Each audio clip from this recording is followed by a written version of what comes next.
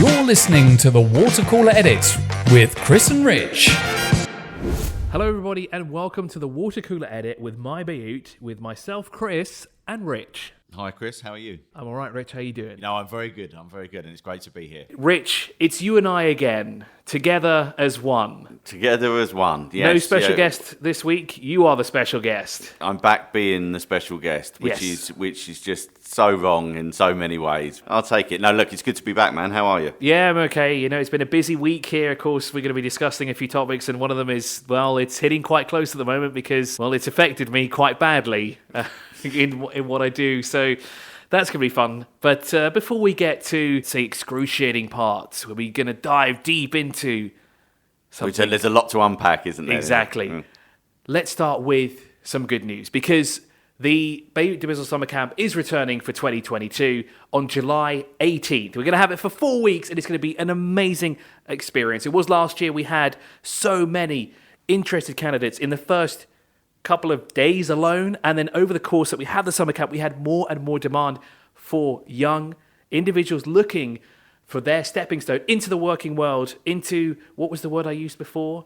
Molding their future. Yeah. And they can do that right here at the Bayut dubizzle Summer Camp 2022. I think it was great for everyone involved last year. I know you were very heavily involved in it. I think one of the things is for the kids, the students, 15 to 18-year-olds who will be selected, 20 in total, they get a real holistic view of what it's like to work at a unicorn company, right? So that it's not just that they'll spend time with marketing, they spend time with finance, they spend time with sales, product team, you name it, they spend time with it. It's that kind of holistic balance. It gives a real insight to and a real true insight to what it's like. It's a pretty special opportunity, and it's great for us as well to have these guys have some real young talent about the place, especially for people like me who are old. No, happy days, right? I think we're all looking forward to it. It's final submissions July the 3rd, I believe. So pretty much the sign-up books are now officially open. They have been for, a week now, I think. Mm-hmm. And we've already got a lot of demand already. So book your seats as soon as you can. It's going to be an epic experience. 4 weeks, as we said. And we get to do so many things as well, because obviously you're going to learn about the different departments. You're going to learn the things that we do here at both Bayut and dubizzle. And we've even got an exciting field trip where we're going to go off-site to one of our latest facilities with dubizzle, which I'm actually really excited to go. I mean, I'm there every week anyway, but I'm like a kid in a candy store there. There's so many things I want to look, and there's so many things I want to touch. And of course, it's all car related, that part of it. But of course, that's not the only thing, because we're going to look at different departments like sales, business intelligence, performance marketing, product design, all the fun things, and sales as well, because obviously a business cannot run without sales. And what was interesting last year is actually, I presumed, and a few others presumed, that everyone would sort of love marketing and design and these kind of things, because this is where we kind of have a lot of fun, isn't it? Yep. But it seems to be sales was the really popular one. It was incredible to see these young adults, as I said before, they were molding their own future there and then within these 4 weeks, because a lot of them came in, I want to do marketing, I'd like to do this, I'd like to do that, but they ended up going for something completely different at the end of the day, because we gave them a chance to work with their favorite department for one day. Yeah, that was the thing, wasn't it? At the end, they got a chance to select what had been their favourite department to work with and spend some more time with that department. With regard to the sales guys, they do an absolutely fantastic job, and I've got huge amounts of respect, because I couldn't sell water in the desert. I'm terrible at that stuff. So I see what these guys do on a daily basis is pretty special. And it certainly impressed the young adults who joined us for the summer camp last year. But I think for everyone involved, for us, for the guys on the camp, it was just a really positive experience. And I think basically we're looking at more of the same this year, right? Bigger and better though. Woohoo! Something that's not bigger and better though is fuel prices at the moment. Well, they're bigger. They are bigger, not better, especially for our wallets, that's for sure. But yeah, I'm currently driving a Nissan Patrol Super Safari. Honestly, it's my dream car, and I would go out and buy one right now if I had the money, and I'd definitely get it with a 5-speed manual. What I'd have to do, though, is I'd have to put some black tape over the fuel gauge monitor, because I'm 100% sure there's some sort of rubber band that just pulls and pulls and pulls on the thing, because it just goes... It literally... I'd like to give a visual demonstration here, but it literally just goes from one side almost to the other. And of course, with the current fuel prices at the moment... it's not something you want to drive on a daily basis. Shall I describe for our reader what you just did with your finger to demonstrate what the fuel gauge does? It's kind of like finger wagging left Yeah, to right. yeah, but kind it of only finger goes one wagging direction. left to right, kind of a pretty, well, basically faster than you would want to see your fuel gauge moving. Yes, it is a downside of the car, but otherwise it's incredibly good off-road. It's very comfortable, which is always amazing. It's Luxurious, I think were your words, right? Again, a lot of people here are up in arms about it because we're all used to fuel being incredibly cheap. You know, a lot of people live here, they buy bigger cars that they can't have back home because fuel was so cheap. It still technically is cheaper than it is in some parts of the world. I mean, the UK and America it changes on a daily basis. Here, at least, we have it on a monthly basis. Yes, we sit there biting our nails at the end of the month thinking, oh, what's going to happen? Is it going to happen? Is it going to go up? Is it going to go down? Should I go to the petrol station? Should I not? Oh, do I want to sit in traffic? I mean, if you want, you can go to the Omani border. There's apparently a petrol station down there that has, I think it's literally half the price. But to get fuel in there, you have to wait 3 hours. Yes, I saw the queues. There was a photo the other day online of the queues outside that petrol station. And they were quite considerable, to be honest. And plus, you've got to drive quite a long way to get there. So don't you use a lot of the petrol? I don't know. It's a double-edged sword, isn't it? Yeah, it is a bit. Yeah, I'm seeing maybe a flaw in that plan. But I think all round, look, there's no doubt that this isn't just a UAE issue. We're seeing fuel prices rise all across the world and considerably more than they're rising in the UAE in some parts of the world. It's all relative, right? And it is having a major effect on people's lives here, especially those that may be in the lower income bracket. That it does, you know, these kind of things. If it costs 50 dirhams more, 70 dirhams more to fill up your car, that's considerable, right? So I think that's pushing people towards maybe, well, certainly in a lot of cases, considering alternatives and heading down the old electric cars route. Electrics, hybrids, plug-in hybrids as well. Now, I'd agree with you. The only thing is here is the affordability of these cars. So if you look at the prices of these electric cars, the plug-ins and everything like that, they're pretty pricey. And obviously that's due to the technology still being in its infancy for a lot of them. And obviously the manufacturers are working tirelessly to get these things down to a cheaper rate. And there are some that are cheaper, that are, let's say, more affordable. For a lot of the population at the moment, there are not really that many cars in the market that, say, are within budget range. If we look at, say, prices here, I think it's between 50 to 100,000. This kind of area is probably the most popular. And currently there are no electric cars kind of in this segment at the moment. Really? That's quite interesting. I wasn't aware. So if we look at cars like, for example, the top of the range ones, these ultra luxurious ones, you know, these ones that you see on the road with black tinted windows and they just look absolutely incredible.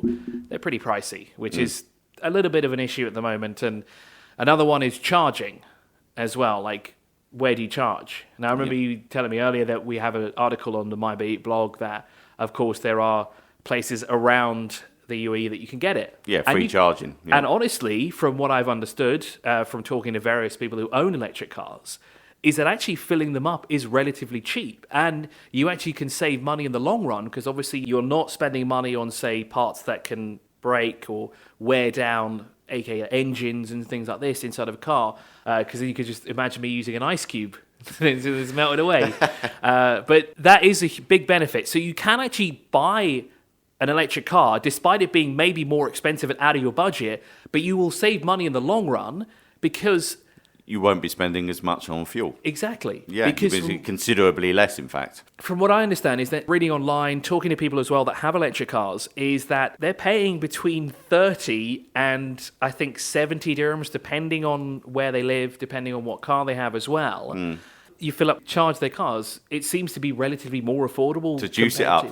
To juice it up. It seems to be more affordable compared to an ICE unit, a petrol unit, even a diesel unit. I mean, a diesel is more economical, but here they're few and far between. But I suppose as well, you have to look at the capacity, so how much you're going to get for a full charge. So we were looking, weren't we, because one of the things that interested me, I have to say, when I was reading our article on MyBayut about the options available for you if you're looking at electric cars here in the UAE, was just the major brands, automobile brands that have electric cars. I didn't realise all the major ones, Porsche, Jaguar, Chevrolet, Ford, Nissan, they've all got their electric. I know maybe it's massively naive of me, as we've discussed before. My knowledge of the car industry isn't quite at your level, it has to be said. I think we have to look, Polestar, yeah. A Swedish company. Yeah, they are the performance. Well, they were the performance arm of Volvo, but now they've kind of expanded into being So the greener side of them. I think they have hybrids plus fully electric. I might be wrong about that, but I'm sure they have both. So they've just opened a showroom in Mall of the Emirates. Their vehicle at the moment, the major one, is the Polestar 2. Apparently, you want some stats. Do you want some stats? Yes, I want to hear about this because this, I'm going to admit now, I am a diehard Volvo fan. I do own a Volvo. I've driven 3 in my life out of 4 cars that I've owned, and I want a Polestar. You're a Vol fan. I am, and I want a Polestar. Right. Okay, I want the one, but I know we're not getting it here. But I want to hear the details because I might run out the door if it's good enough. Okay, so basically, from a full charge, you get 434 kilometres. Not 435 or 433. You get 434 kilometres for a full charge, and it can do 0 to 60 in 4.5 seconds. Now, firstly, I'm very pleased that I've actually, considering I have literally no car knowledge at all, just been able to give some car stats on a podcast. I'm very happy with that, and I think it's time for me to retire. Yes. But what do you think about that with the 434 kilometres full charge? It doesn't sound like a lot, which it isn't, because if I look, I have a 2-litre Pro-charged car, so that's got the Super and the Turbo, and I can get 700 to 750. However, that will cost me close to 200, if not more now, to fill up. Yep. And if you look at the electric side of things, it's actually cheaper to fill up your car with battery juice than it is to fill up with fuel juice, because you have to go on a weekly basis, or I can kind of stretch down to a 2 weeks basis if I drive at 80 kilometers an hour. But at least with the electric cars, yeah, you're not going to get the mileage compared to a fully petrol unit, but at least you're not going to pay as much. Yeah, I think it's interesting, isn't it? It's going to be interesting to see over the next year, 2 years, 5 years, 10 years, whatever, just how the ratio of cars on the road, how it tips towards electric. It's going to be interesting to see how that develops. There's going to be a major shift very soon. You can notice that actually if you go into the market now, especially the used market in Ras Al Khor, Alawir, and these places. You'll notice a lot more EVs are now starting to show up. Even at our facility that we have in Arcus, we're now seeing an influx of Teslas being purchased and rolling into. And they're selling pretty fast as well. We've seen a few, they've been there 1 week and then they've gone pretty much the next day, which is great to see because the demand now is getting higher and higher. I just don't know what that's going to be like during the summertime though, because it's just batteries, right? Batteries and heat don't mix. But it does. Well, if your mobile phone's anything to go by, if it gets too hot, it just basically says, no, that's it, I'm not doing anything. Phone's too hot. Let's hope the cars are not like that, because that could be a problem. We've honestly... You have cars stopping all over the place. That's true. So in my experience in the market so far, I haven't driven an electric car yet. I've driven a hybrid, yes. I've driven a plug-in. It was kind of ish around this time, no real issues, and we've never heard of any cars sort of essentially going bang because of batteries here. So I think it's relatively safe to say they're not going to have any real issues here with the summer heat. As long as it has ice-cold AC, that's what we really need here, though. But talking about summer, it is the return of DSS. The return of Modesh, although I'm going to be honest, not happy about his new look. It's definitely not of my childhood. But I'm gonna deal with it. No gripes. I'm gonna hold my tears back because they've. So you're referring to Dubai Summer Surprises and the mascot therein of Dubai Summer Surprises, yes. Mr. Modesh himself. Yes, Mr. Amazing himself. He was a core, integral part of my childhood here. You know, he was that happy face that we saw, and he looked kind of like an accordion. You know, like a squeeze box, right? Yeah, and it looked like if you grabbed him from his head to his feet, and he did this. He'd play a nice little lovely tune. Musical notes. Nowadays, unfortunately, he's got more of a different physique, and I, for one, am not keen on it. But I digress because it is Dubai. You're just craving nostalgia of your childhood. That's what it is, man. I'm enjoying a nostalgic car. I'm enjoying everything retro. I'm listening to vinyl. I'm enjoying the influx of the watching movies on VHS. You're doing everything. This is it. Thanks for reminding me. You're like a time capsule. I need to go buy a CRT TV to play the old Nintendo now, don't I? No, but the return of Dubai Summer Surprises is back. It's always an amazing time of year, and it kind of takes our mind off the heat because there's so many fun activities to do across the country. No matter how old you are. Yes, there are a lot more catered towards children. However, there's stuff happening in malls. There's activations outside. hopefully in the nighttime, not during the day. I know they still have that amazing summer camp at the Trade Center, although the Bayut dubizzle one is going to be better than that. Obviously. Because we'll give them learning experience to express themselves, and they're going to grow into themselves as well. Do you grow into yourself when you learn? No, you don't, do you? You grow your knowledge, I guess. They're going to grow their knowledge in the working world with Bayut dubizzle. But no, the Summer Surprises, or Dubai Summer Surprises, is back, and it's always an amazing time of year. Yeah, it's back, bigger, better than ever, starting on July the 1st, so just about 10 days from now. Yep, we're looking at it. It runs to September the 4th. All the usual stuff, right? So you've got the raffles, you can win cars, holidays. You've got all the daily sales, like flash sales that they announce on a daily basis at different stores. Some unbelievable deals. You get the more holistic sales that run for the duration of the summer surprises. You have things like they're doing fitness classes in unique locations, right? So I don't know, there might be a yoga class up the top of the Burj Khalifa. Would you be up for that, Chris? You fancy a bit of that? I know it doesn't look like it, but I do like yoga. You love a bit of yoga? I do love a bit of yoga. I used to do it quite a lot, actually. I got a bit, let's say, you done that one where lazy. You hang? There's a weird one where you hang. People hang in like, it's almost like hammocks. And they do, I can't remember what it's called. But anyway, no, so you like a bit of yoga. I do like a bit of yoga. You could be doing it up the top of the Burj Khalifa. How high are we talking? Like on the top? Or not where the stewardess was from Emirates. Okay, good, because I don't think I'd be able to cope being that high up. I think that's fair to say. I think that's understandable. Peace of mind with yoga. Inner peace. You wouldn't even know where you were. But yeah, so kind of they're doing kind of things like that with the summer surprises, and also you get the musical performances within the malls, which is really cool for the kids and stuff. I mean, I remember, like, I've been in Dubai it's 10 years this year. Right? Wow, a decade. It's gone kind of quickly. But we sitting in malls in the early days, and I didn't really know what Dubai Summer Surprises was. And you'd be sitting there, and then you just hear some music, and people would come past dressed up in some pretty outrageous outfits, like guys on stilts and stuff like that. What is going on? That's the surprise. These are the surprises of Dubai Summer Surprises, right? Yeah. You get all the musical performances. It's great for kids and stuff. And it was just kind of weird back in the day, sitting there having a coffee and some guy walks past you on massive stilts, about 10 foot in the air. But there you go. So look, I mean, it's great, and running for a good couple of months, and some bargains to be had, mate. Bargains to be had. That is very true. So there's so many things coming up. And technically already happening, because the summer camp for Bayut dubizzle is happening. It's happening on the 18th of July. The registrations are now open. And remember, you can book your seat in before the 3rd of July. Do it because we've already got a lot of interest already. We've got fuel prices that to be announced in, give or take, 10 to 11 days. How many days in the month of June? It's 30, right? So we 10 days. Yeah, so about 10 days time. Sometimes it's the last day of the preceding month. Sometimes it's the first day of the actual month that the prices are announced. But either way, fingers crossed for a reduction, guys. Fingers crossed, yes. And then, to soften the blow after it, just in case it does go up, Dubai Summer Surprises starts. Modesh is back. Modesh is back, and Modesh is back with his friend. Oh, he's got friends now, does he? He does have friends, yeah. He's got a friend, Dana. Have I been living under a rock? Must have. Yeah, Dana and Modesh are a thing. They're I believe, just good buddies.